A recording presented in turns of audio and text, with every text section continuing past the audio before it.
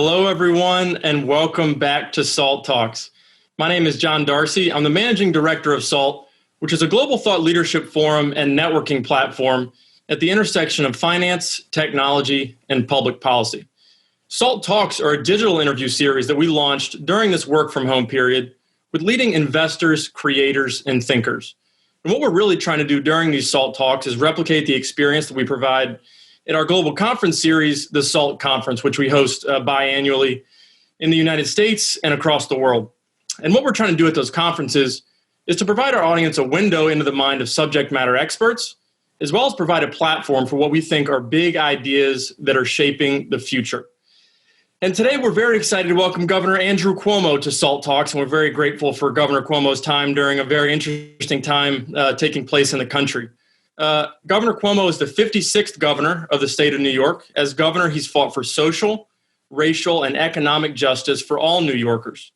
Under his leadership, New York passed marriage equality, a $15 minimum wage, the strongest paid family leave program in the country, the strongest gun safety laws in the country, equal rights for women, greater protections for immigrants, the largest investment in education in state history. He cut taxes for the middle class. He implemented a 2% property tax cap. He put more New Yorkers to work than ever before and became the first state in the nation to offer free college tuition for middle-class families. Growing up in Queens, Governor Cuomo learned the reality of the middle-class, working-class struggle. He graduated from Fordham University in the Bronx in 1979 and received his law degree from Albany Law School in 1982. After law school, Governor Cuomo headed the transition committee for then Governor-elect Mario Cuomo and served as an advisor to the governor while taking a salary of $1 per year. At the age of 28, he founded the Housing Enterprise for the Less Privileged, a not-for-profit that set a national model for serving the homeless. And after the 1996 election, President Clinton appointed Governor Cuomo to serve as the Housing and Urban Development Secretary. And in 2006, Governor Cuomo was elected New York State Attorney General. In November of 2018, Governor Cuomo was reelected as governor with the largest number of votes any governor has received in both the primary and the general election. Governor Cuomo is also the proud father of 3 girls, Mariah, Kara, and Michaela. Just a reminder, if you have any questions during today's talk, you can enter them in the Q&A box at the bottom of your video screen. We're also going to turn it over to Anthony Scaramucci, who is the founder and managing partner of Skybridge Capital, a global alternative investment firm. Anthony is the chairman of SALT. And with that, I'll turn it over to Anthony for the interview. Hey, John, thank you. Governor Cuomo, thank you for joining SALT Talks. Before we get started, I just want to hold up your book, American Crisis, Leadership Lessons from the COVID-19 Pandemic. I read this book over the last weekend, Governor. It's an exceptional read. I encourage people to read the book if they want to learn about COVID-19, the things that we didn't know in the beginning, the things that we've learned, and also some of the things that you did here in New York to keep us safe, which my family and families around New York are very grateful to you. And so I just want to hold that book up and recommend it to everybody. Governor Cuomo, thank you for writing it. I want to dig into something that I think you would appreciate because we're contemporaries in a lot of ways in terms of the way we grew up. You grew up in a middle-class family in Queens. My dad was a crane operator out here in Port Washington. You and I both know Ken Langone. He built a monument to those immigrants out here who mined sand in middle-class Port Washington. And I was looking through my photos. There's a photo of you, me, and your mom and dad from a few years ago with my wife, Deirdre. And as I was looking at the photo, I was thinking of that older generation, Governor Cuomo. Tell us a little bit about that life experience. I remember the accordion. I remember the bocce balls. I remember the traditional Sunday meals. I remember getting smacked with the wooden spoon, tomato paste cans getting thrown at me, but not necessarily from my mother. It could have been from my aunt or somebody down the block. And my mother was like, no problem, hit him with the tomato paste can. And so I was just wondering if you could regale us a little bit with your upbringing and how it had a big impact on you in your professional pursuits. Thank you. First, Anthony, it's good to be with you.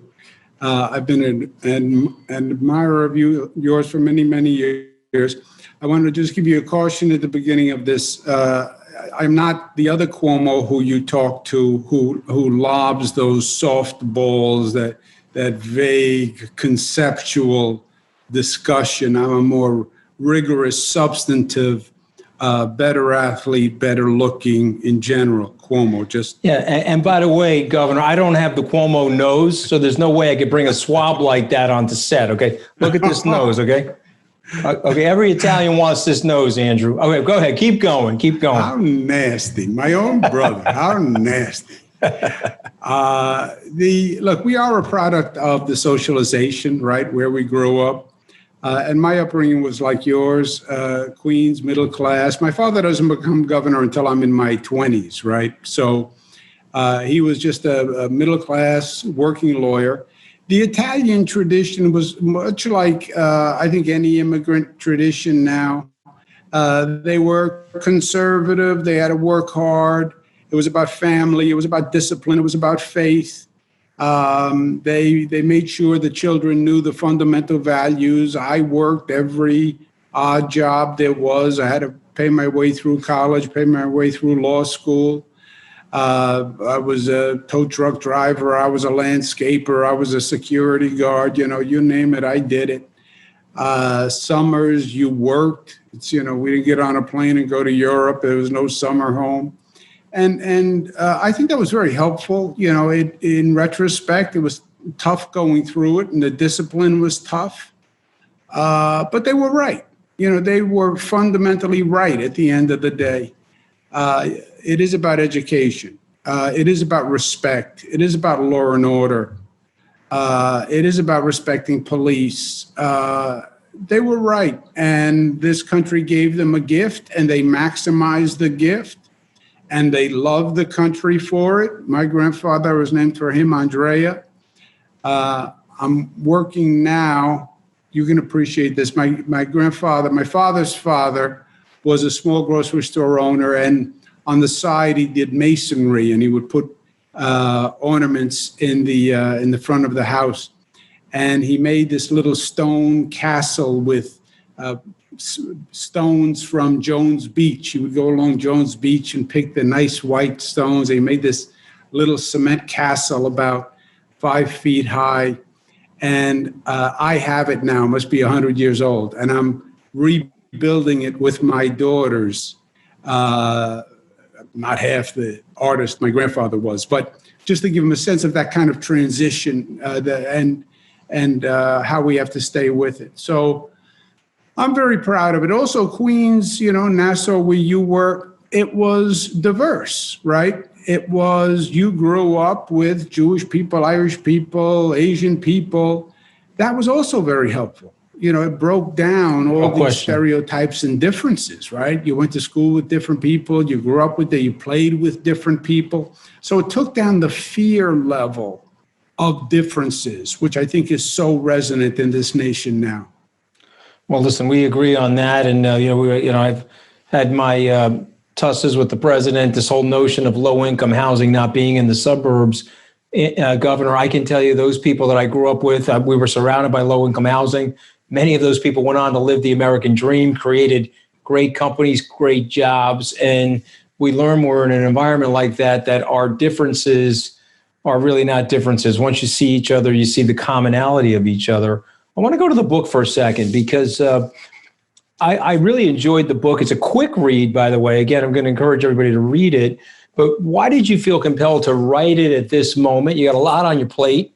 You gave some of the more masterful press conferences, which were really eye-opening to people. And I think you've reduced anxiety. And you mentioned in the book, which I'm going to mention to everybody, bringing down the fear, opening up the communication, makes people more protected from the disease, but also gets them more comfortable so that they can expand back into their normal lifestyles. Tell us why you wrote it and tell us what people should learn from it.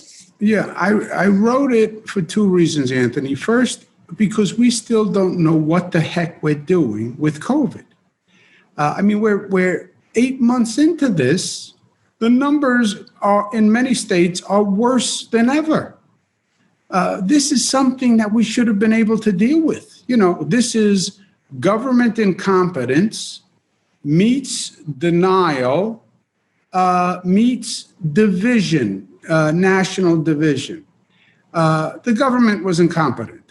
How can you be the United States of America? You can't find masks and gowns, and you can't make Q-tips, right, which is the nasal swabs for the COVID test. It was just total government incompetence.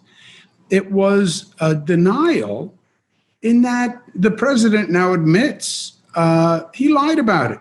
He just decided to tell the American people everything was fine, don't worry about it. He was afraid that if they knew the truth, it would hurt the economy.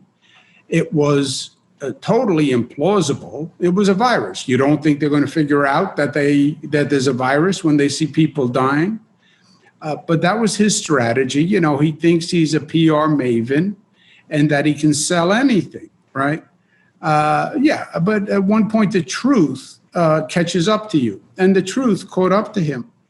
And then it's a function of the division, because we're so politicized, we're so polarized that we define ourselves by opposition. If you say wear a mask, I'm not going to wear a mask just because you said wear a mask. If you say it's a problem, I'm going to say it's not a problem just because you said it. I mean, look at where we are with this election. It's 50-50, a more polarized nation you've never seen, polarized to our own demise. I mean, this is like a family fighting with themselves in the household, and half the family is going to oppose whatever the other half of the family says. I also wrote it because I wanted to make sure I didn't miss anything, right? I was going day to day with such a frenzy, so little sleep. I wanted to rerun the tape to make sure I didn't miss anything. So it gave me an opportunity to go day by day. Well, we're at 230,000, unfortunately, confirmed deaths. There's over 9 million confirmed cases.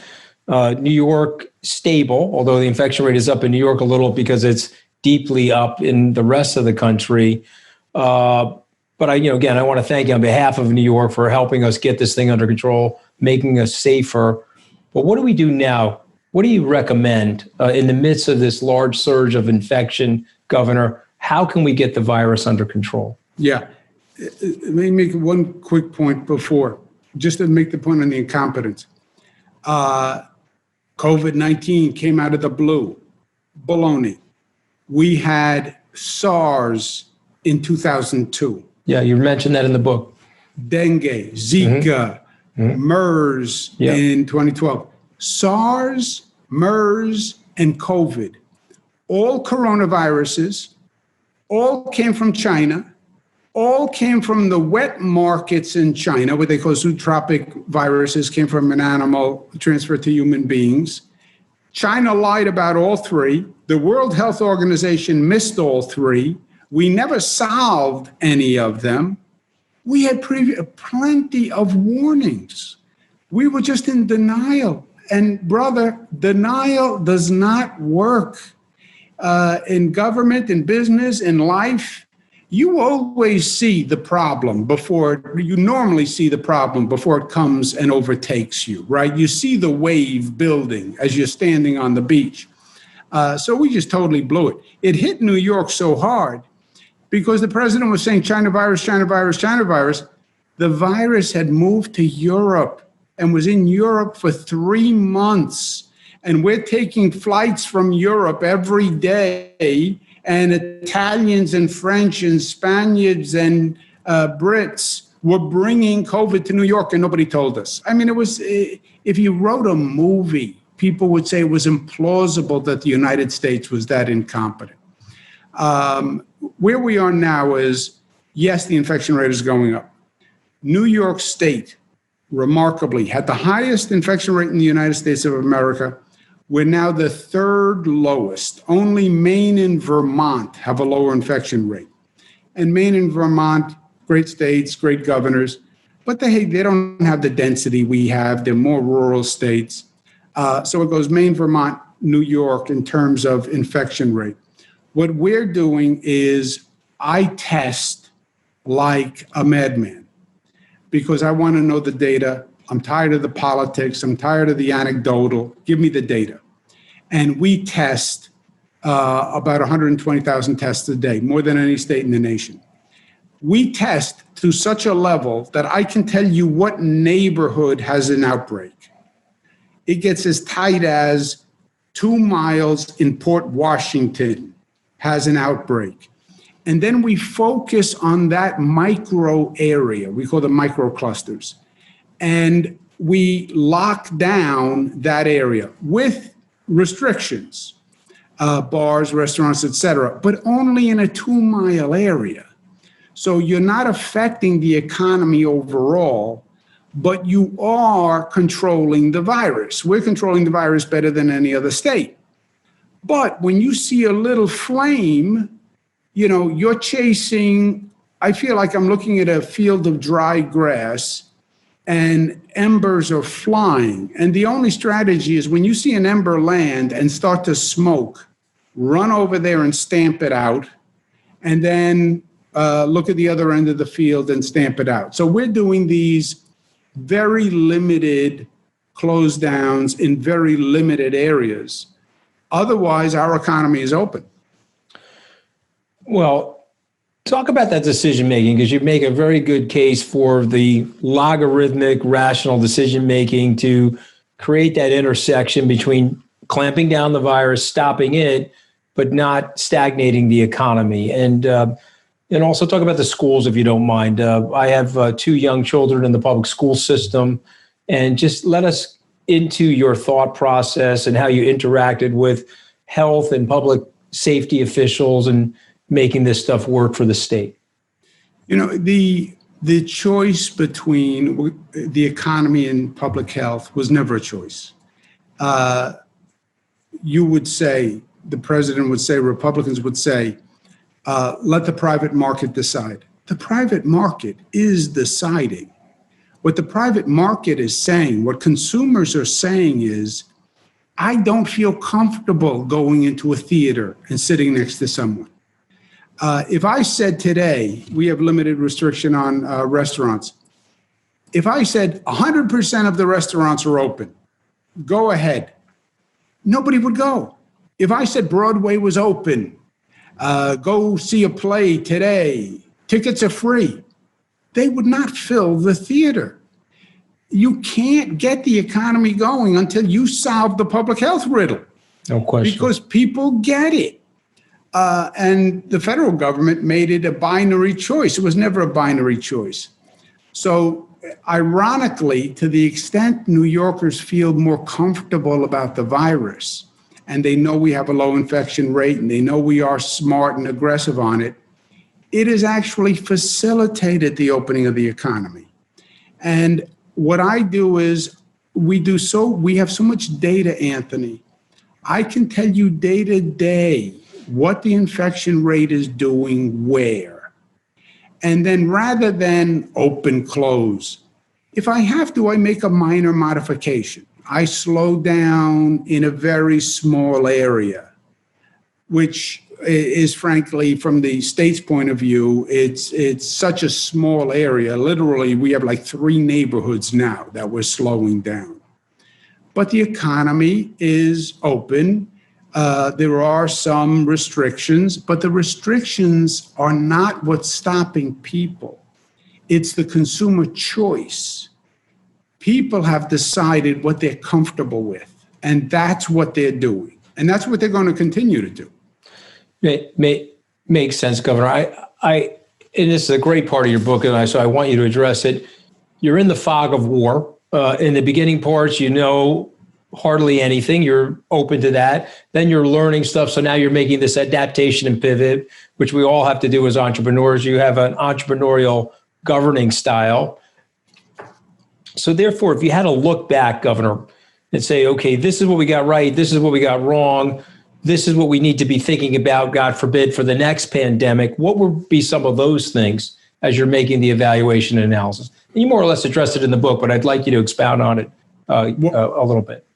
What we got wrong, the virus was coming here for 3 months and we never knew. And I was listening to the federal government, and that was a mistake.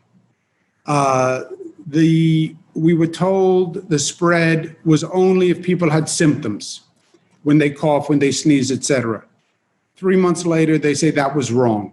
Asymptomatic spread. That was a terrible mistake because then we weren't testing people who didn't show symptoms, and people who didn't show symptoms were showing up at work, showing up in nursing homes. That's how it came into nursing homes. Staff that didn't know they were sick, and they went into nursing homes. We were told that you could get it from a surface transmission. So I disinfected all the subways and all the buses. Never been done before. Millions of dollars. Then we're told it's not surface transmission. What should we have learned? We have no health screening at our airports. They stop you if you bring in a bag of fruit, but you can walk in with a virus and there's no screening whatsoever. But they do have that screening at airports around the world, right? You and I have both seen that in different, right. Yes, only we don't have it. There is no ready test. We had no testing that we could have at the airport. We couldn't even make the tests. We couldn't make any of the medical equipment. We didn't have any stockpile. We didn't have any staff that we could deploy. We talk about Homeland Security. After 9/11, we put together this whole mechanism. Except you have no public health national security. I'll tell you a great irony. When I'm in the president's cabinet under Clinton, they give the cabinet a briefing. God forbid you become president because there's a war, and they send you down to the war room. One of the top terrorist threats, the supposed release of an airborne virus, which would create panic. The terrorist threat was they didn't even have an airborne virus, but it was so scary that if they could publicize the threat, you would create panic and chaos, and that itself would become destructive. Of course. We weren't even prepared for that. Governor, during the height of the crisis here, obviously the crisis hasn't gone away. I'm not making light of where we are today, but it seemed like March and April was sort of the apex for New York, at least, and I hope it will be the permanent apex. And you had to work with the federal government. You had to interact with President Trump, and you had to build a bipartisan understanding. And so talk a little bit about that, because we have tremendous partisan rancor in our country, and yet you were able to do things for New York with the federal government from the opposition party. How did you do it? How did you go about it?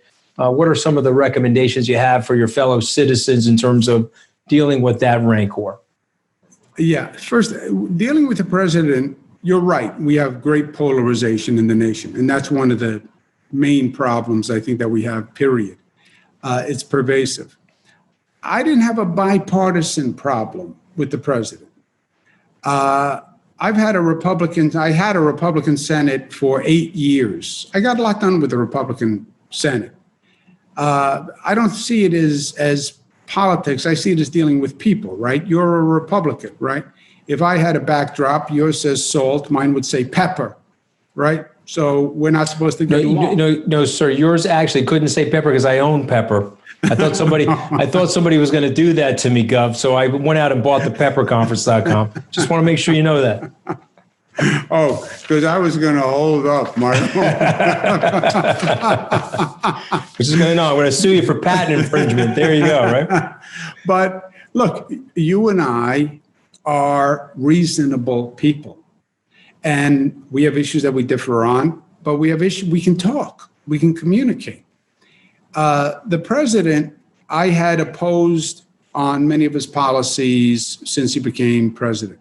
I knew him before that, by the way. He was a supporter of mine. He contributed to me. I knew his family. They contributed to me. He becomes president. He moves very far right, which he had to in the presidential. And then it's almost like he became an apostle of it. I had fought with him as governor. We get to COVID. I called him up. I said, look, forget all that. It's a new day. It's a new moment. We have to work together. This is an historic moment in this country. It's going to be your legacy. It's going to be my legacy.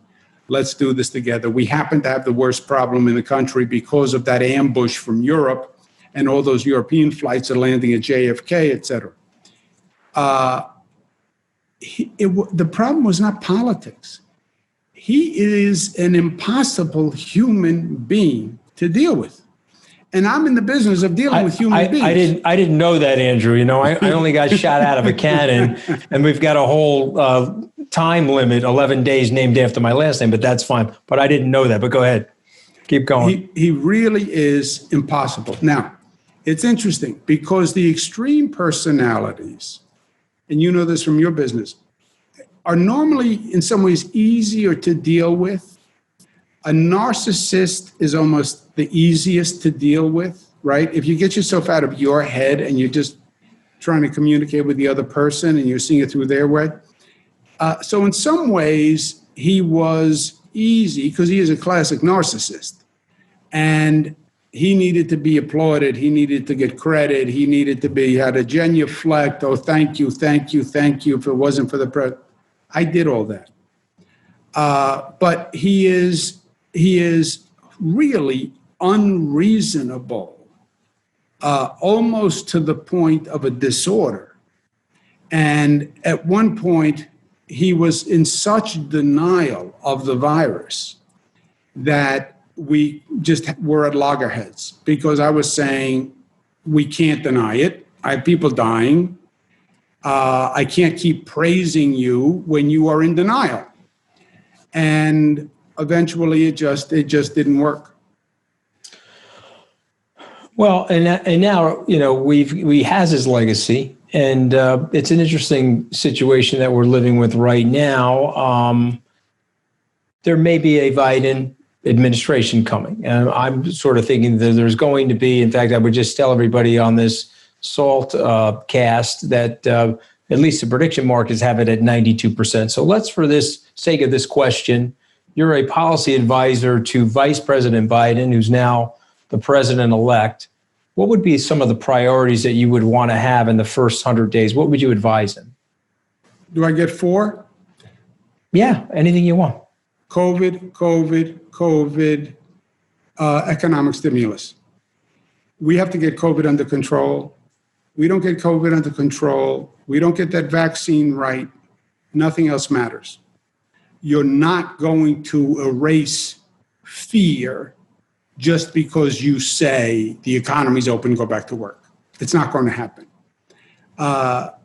We have to really deal with COVID, and we have to be smart, and we have to deal with it as a nation. This whole theory of 50 states handle it on their own. It's bizarre. This is a national pandemic.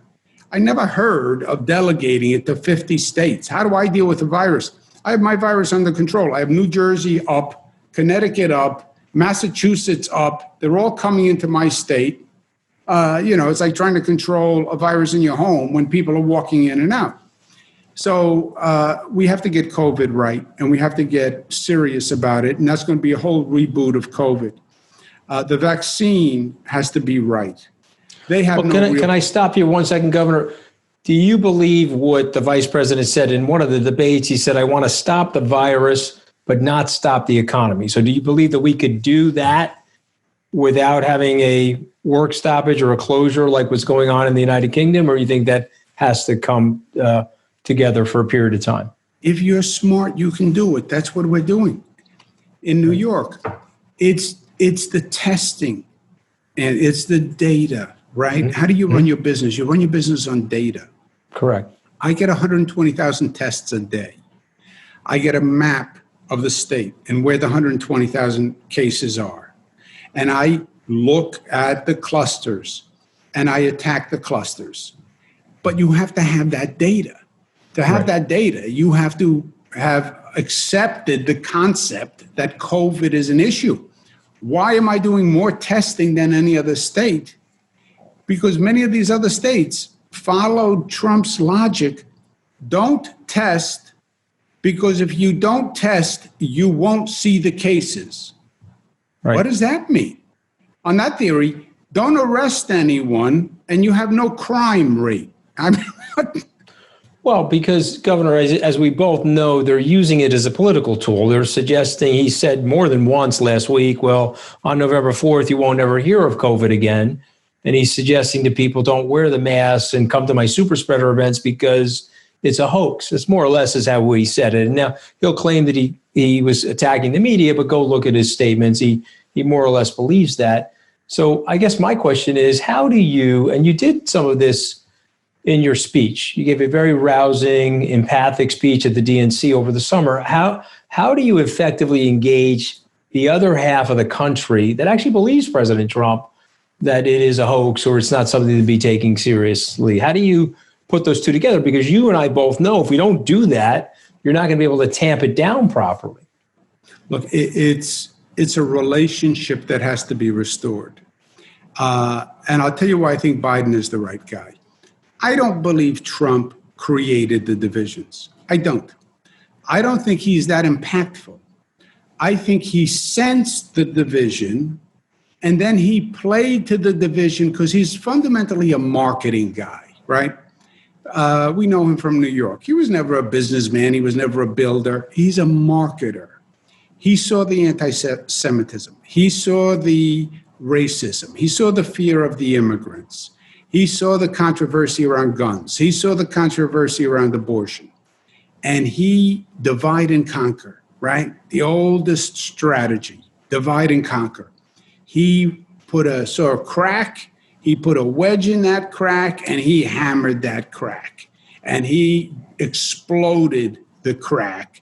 And then he polarized the crack by saying black and white, COVID, no COVID, everything was binary. People get that at one point there are facts.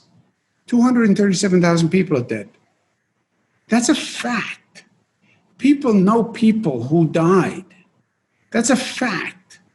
I think Biden is going to be the turning point to stop us from focusing on differences and for stopping definition by opposition to focusing on the commonality. It's a virus. You had a virus. You know how to treat a virus. When your kid has a virus in your house, you know what to do. The kid stays in the bed. You tell your other children, don't go into that room. She stays in the bed until she's better.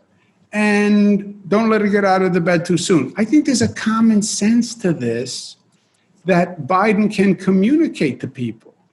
It won't happen overnight, but there are things that he can do immediately. Mandate that government tests. Because I hate to keep coming back to this, Anthony, but if you don't know what in your portfolio is the low performing stocks, you don't know how to manage the portfolio. How can you manage a virus if you don't know where it is? Which is right where we are in this country now. No, listen, it makes sense. I want to shift gears because we got a few last questions, Governor. I want to shift gears to something I heard you say, and you addressed it a little bit in the book, but I've heard you say it in your press conferences. There's a difference between a peaceful protest and let's call it violent looting. I think that was actually your exact words. And I want you to tell us the synthesis of your decision-making about federal and local law enforcement and how to make the majority of the citizens of New York, New York State, New York City feel safe when there's racial tension and there's flare-ups like after what happened, unfortunately, with the very tragic incident with George Floyd. Public safety is job one, Anthony. Public safety is job one. In your business, integrity is job one. You can go up, you can go down, but it's integrity. Well, we agree on that, 100%. In my job, it's public safety is job one. There is a difference between peaceful protest. This is America. God bless. People do it to me every day. If there's not a crowd in front of my house arguing about something, then it's something's wrong. Peaceful protest is one thing. Crime is crime. And crime, we go back to the Italian, zero tolerance for crime. And you have people, it's actually interesting. You can have a peaceful protest, You then have people come and like hijack that protest or use the protest to commit crimes. That's a crime.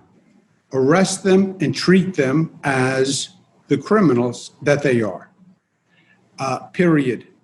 And I think one of the things Trump did very well was make it sound like the Democrats don't respect law and order. Now, you do have a nuance here.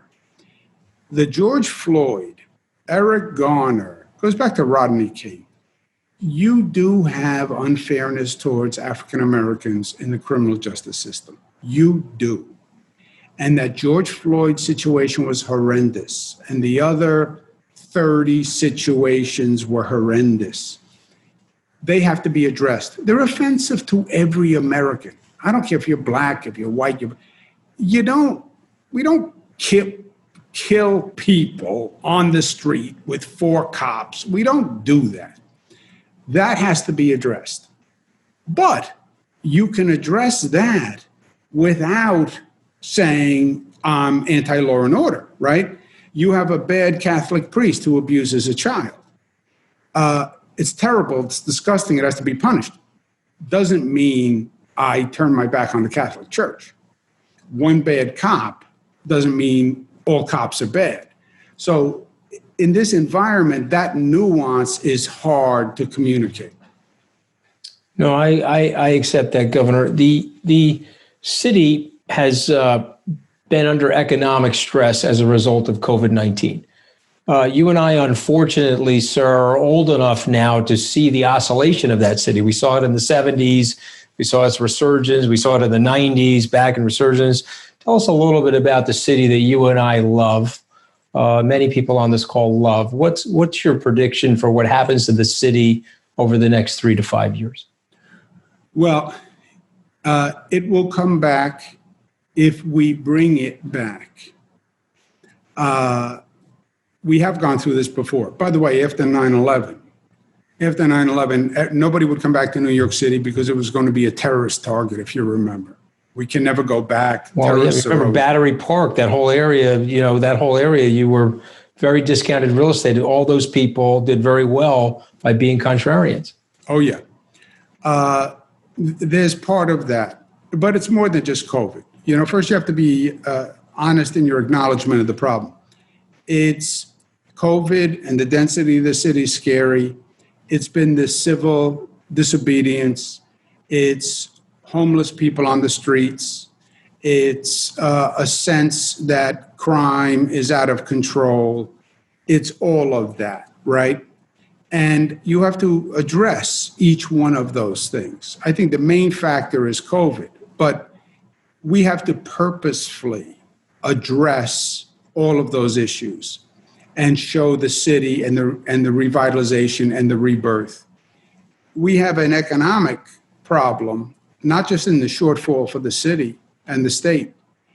This period did something. You realized you can stay home and do Zoom meetings where before they were just unacceptable. You realize that you can have employees not show up at the office and not pay for all that commercial space and be just fine. So there's going to be an economic lifestyle transformation that's going on here also.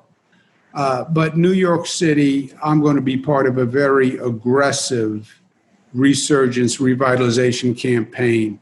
I just want to get through the announcement of the vaccine, which I think is going to be the light at the end of the tunnel. I think. When do you think that comes, Governor? If you had to guess, I think 3-4 weeks. Okay. We're then going to need a vaccine distribution plan, which this administration, again, since they don't know how to govern, they don't know how to manage. They have no way to distribute this vaccine right now. Just to give you an idea of what this vaccine requires, we did 120 million COVID tests over the past 8 months nationwide, okay? That's everybody doing everything they could, right? Everybody was pulling out all the strings. 120 million tests. We have to do 330 million vaccinations. And the current vaccines require 2 dosages. That's 660 million vaccinations. In 8 months, you only did 120 million COVID tests, which is just the Q-tip. And as my brother pointed out, it's easy on a nose like mine because you couldn't miss it, right? You have a 6-inch span. Anywhere you go, you hit. As long as it doesn't hit your brain, you're okay. That's right. Now you have to tell people, roll up your sleeve. I'm going to give you a vaccine. Some people don't trust it. A vaccine is scary. Some people are going to say, hold it, I don't want the first one. Let Anthony take the first one, and then I'll call him up in a month and find out how he's doing. Pfizer comes out with the first one. Moderna comes out with the second one. This one comes out with the third one. There'll be all sorts of talk about which is better. You should wait. So it's going to be a very massive government undertaking. All right, so I got two last questions for you. I got a fun question, and then I'll end it on a more serious question. What is it with the Cuomo family and the cars? Okay, your brother shows up at my house in this blue 68 Pontiac convertible. I know you've got some fancy cars. I'm an Italian kid from Long Island. I'm in love with cars. What is it? Is it in the DNA? Is it part of Ancestry.com? Or is it how we grew up? What's the deal there? It is the middle class working family culture, first of all. It was what you could do. You were not going to play golf with dad. You're right. Not flying off to Europe. So you had cars were accessible. That was what young people did in the working class neighborhood. And it was machismo, and who got the girl? The guy with the best car got the girl. Racing was competitive and machismo, right? All right, so what are you driving now, Andrew? I mean, I saw a picture of you in some really fancy vintage car. What is that car? Yeah, but let's make all these people listening in feel a little jealous about the goddamn car. Go ahead. All right, but we have to separate what my brother does versus what I do. He has a bastardized 68 Firebird. It is bastardized. Ladies and gentlemen, he's not here to defend himself, but go ahead. Keep going. Keep going, Governor. This is a fact. I'm not a journalist. I speak facts. It is bastardized. It has a different engine than the car came with. It has a different suspension than the car came with. It's a different color. Plus, he committed the cardinal sin, which he had professionals restore it. He didn't do that engine. He didn't do that suspension. He paid someone else to do it, which totally violates the whole... That's an old school cardinal sin violation. That's right. There's no question. My Uncle Sal would flip out over something like that. Yes. If you have to pay someone else to do it, right, you don't deserve it. If you don't know how to do it yourself, you don't deserve it. I hate these guys who go buy a resto mod. Look at me, I'm driving a 66 Corvette that I paid $100,000, but I can't change my own oil. Then buy a Volvo. 68 GTO, all stock, all restored. How many cylinders? Eight cylinders? Navy blue, 8 cylinders, yep. 400, navy blue, black top. I just finished a 1967 Corvette. Numbers matching, same engine, same transmission, perfect, restored perfectly, me. I have a 75 Corvette, which I've had since college. I bought as a wreck, a total in college, restored that. And then I have a 1996 Bronco, which was the full size for the last year for the full size Bronco. Sure, I remember that car. Which I have also. But I do all the work. I do the engines, I do the transmissions, I do the rear ends. Everything is me, as opposed to my brother with his bastardized blue. That blue didn't even come in 68. Text him and say, you know what I'm thinking? I don't think that's a Pontiac color in 68, because it's not. No, you already took my spot on his television shows. I'm not sure if I want to text him that. Okay, I got one more question for you, which everybody's dying to know. You are a rising star in the Democratic Party. In May of 2019, you told The Hill that you're seeking a fourth term for governor. Your pops once said, I have no plans and no plans to make plans. What are Governor Andrew Cuomo's plans? My plan is to do what I said to the people. We have known each other a long time, and it goes back to where we started. You're nothing but your word, and you're nothing but your handshake. I said to the people of this state during COVID, when there was a lot of speculation, I was going to run for president, I was going to run for vice president, I'm going to do this, I'm going to do this. If I let that percolate, Anthony, then I would just be another politician, and they wouldn't trust me. You're just another politician looking to better themselves. You have an agenda. I said, I have no plan. I'm going to stay here. I'm going to see us through this challenge. And that is going to be 2 years, 3 years, you're right, to bring this state back and this city back. And that's what I'm going to do, period. That was my word. That's the job they gave me, govern the state, get us through COVID, and then the second chapter is going to be the rebuilding. I'm friends with Joe Biden. I know all those people. I was in the cabinet. I have no desire to go back, but I do want to be helpful to him. I want to make one point to you to bring us back to the conversation we had 20 years ago. The choice, talk about binary choices, health or the economy. The Republican-Democrat choice is not socially moderate or socially progressive versus economically irresponsible. I'm a Democrat. I'm socially progressive. Don't discriminate against LGBTQ. That's marriage equality. I felt discrimination as an Italian. Don't discriminate against Black people or Jewish people or Muslim people. That's socially progressive. I respect a woman's right to choose. My economic record, more responsible than any Republican governor in history. Today, 10 years of being governor, your tax rate is lower today than it was 10 years ago. Your tax rate. Every tax rate in this state lower today than the day I took office. Lowest level of economic government expansion in history. I have a self-imposed 2% cap. I will not increase government spending more than 2% year to year. I won't allow property taxes to go up more than 2% year to year. More fiscally responsible than any Republican in the history of the state of New York. How can you be both? Because you can. You don't have to choose. You can be socially progressive, don't discriminate, respect women, and be economically responsible and manage and understand it's about a strong business sector.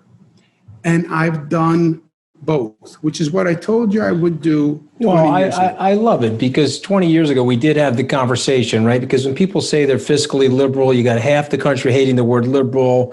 And when they say that they're fiscally conservative, they have half the country hating the word conservative. And so your choice of words are masterful because what you're trying to do, and you've done a great job in the state of doing it, is intersecting and fusing people together where they can find common ground together. And so with that, I applaud you, Governor Cuomo. I want to tell you personal thanks from me on behalf of the Skybridge staff and the SALT staff for joining us on SALT.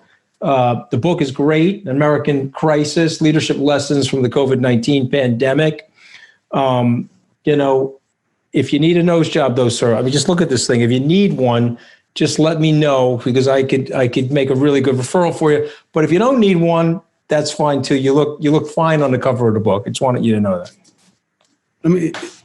Look, do I have a rough-hewn look? Yes. I think it plays into my persona and my character being the real deal. I am no pretty boy, Anthony. I leave that to you and Christopher. You want the real deal, see me. I'll take it. You can have that look, okay? I'll take mine, okay? God bless you, Governor. I'm sending you a lot of love from the bottom of my heart, and thank you so much for being with us today on the SALT conversation. Yeah, I'm going to turn it back over to John Darcy. He's going to say goodbye to some people. Can I say one word? Please, of course. I just want to say, I've known you for 20 years. I admire what you've accomplished, what you've achieved, and more, I admire how you've done it. I admire your character and your quality. God bless you. Well, I appreciate it. It means a lot to me. You know that. I keep mixing between Andrew and Governor because of our closeness. I don't mean any disrespect by that. But Governor Cuomo, thank you so much. Thank you. Appreciate it. Governor Cuomo, we're very grateful for his time and for him joining us on Salt Talks today. A guy, no plastic surgery, no hair dye, fixes his own cars. That's the kind of guy we like to have here on Salt Talks. No Botox. You can mention that too. I didn't say it. You know, the hair dye, I wasn't that direct. I wasn't directing that towards anyone specific, but you know, that's our kind of guy here.